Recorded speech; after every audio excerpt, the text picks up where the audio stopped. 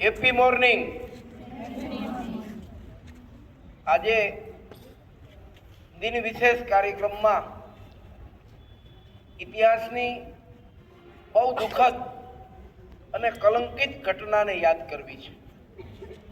ગઈકાલે આપણે દાંડી યાત્રાની વાત કરેલી. આઝાદીની લડતના શરૂઆતના દિવસોમાં 13 એપ્રિલ 1919ના દિવસે જલિયાવાલા બાગમાં રોલેટ એક્ટના વિરોધમાં બહુ મોટી સંખ્યામાં લોકો એકત્રિત થયા હતા. આ રોલેટ એક્ટ નામનો જે અંગ્રેજ સરકારે કાયદો બનાવ્યો હતો એના વિરોધમાં આ જલિયાવાલા બાગમાં સભા એકત્રિત થઈ. ત્યારે અંગ્રેજ અધિકારી જનરલ ડાયરે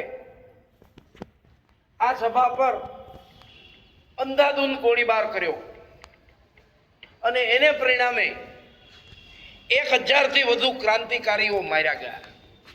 આ બાગમાં એક કૂવો હતો. એ કૂવામાંથી 100થી વધારે ક્રાંતિકારીઓના મૃતદેહો મળી આવ્યા.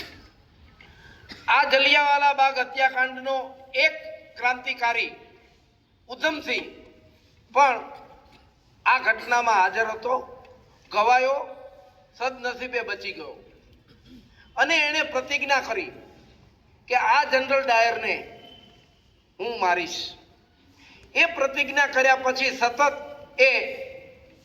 એ તકની શોધમાં હતો અને અંતે 13 માર્ચ 1940ના દિવસે લંડનમાં જઈને અંગ્રેજોની એક સભામાં જઈને આ જનરલ ડાયરને ઉધમસિંહે શૂટ કર્યો અને પોતાની પ્રતિજ્ઞા પૂરી કરી. આ ઉધમસિંહનો જન્મ પંજાબમાં થયો. નાનપણમાં માતા પિતા ગુજરી ગયા. પોતાના મોટા ભાઈ સાથે અનાથ આશ્રમમાં મોટો થયો અને રાષ્ટ્રભક્તિ એટલી બધી હતી એમનામાં કે બાલ્યાવસ્થાથી જ એ રાષ્ટ્રના ઉદ્ધાર માટે, સ્વતંત્રતા માટે એ કોઈને કોઈ પ્રકારની પ્રવૃત્તિઓમાં સતત અને સતત જોડાયેલ હતો. ગઈકાલે જ કહ્યું હતું એ રીતે આ જે આઝાદીની લડત હતી એ 2 દળ જુદી જુદી દિશાથી ચલાવતા હતા.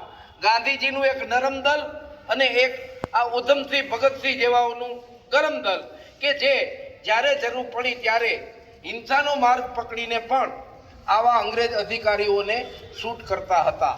એટલે આજના દિવસે આ 13મી માર્ચના દિવસે આ ઉધમસિંહે જનરલ ડાયરને શૂટ કર્યો હતો.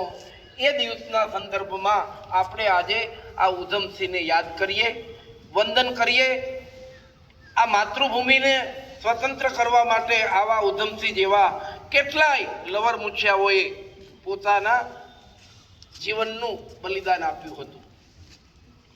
બીજો એક આજના દિવસે દિન વિશેષમાં બીજી એક વ્યક્તિ યાદ કરવાની છે, ખાસ એટલા માટે કે હમણાં જ રાષ્ટ્રીય મહિલા દિવસ ગયો. એ સંદર્ભમાં 13મી માર્ચ 1909ના દિવસે જન્મેલા, મુંબઈમાં જન્મ થયો એવા સુમતીબેન મોરારજી, આ એક ગુજરાતી નારી ગૌરવ જેને કહી શકાય એવી એક નારી કે જે એ જમાનામાં બહુ નાની ઉંમરમાં જેમનું લગ્ન થઈ ગયું, પોતાના પતિએ એક શિપિંગ ફેક્ટરી સ્થાપી, એના મેનેજિંગ ડિરેક્ટર તરીકે રહીને આ કંપનીને ખૂબ વિકસિત કરવા માટે પોતાનું મહત્વનું યોગદાન આપ્યું.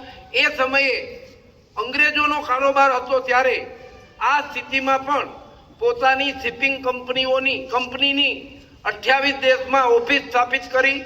80 કરતાં વધુ દેશમાં તેઓ વ્યવસાય કરતા હતા. 12,000થી વધુ કર્મચારીઓ તેની કંપનીઓ સાથે જોડાયેલા હતા. આવા સુમતીબેન મોરારજીને આપણે યાદ કરીએ.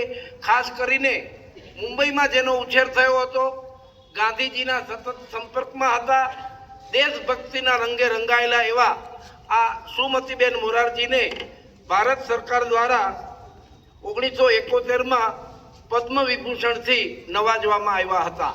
એટલે આવા એક ગુજરાતી નારી રત્નને પણ આપણે આજના દિવસે યાદ કરીએ. ધન્યવાદ. જય હિન્દ. ભારત માતા કી જય. વંદે માતરમ.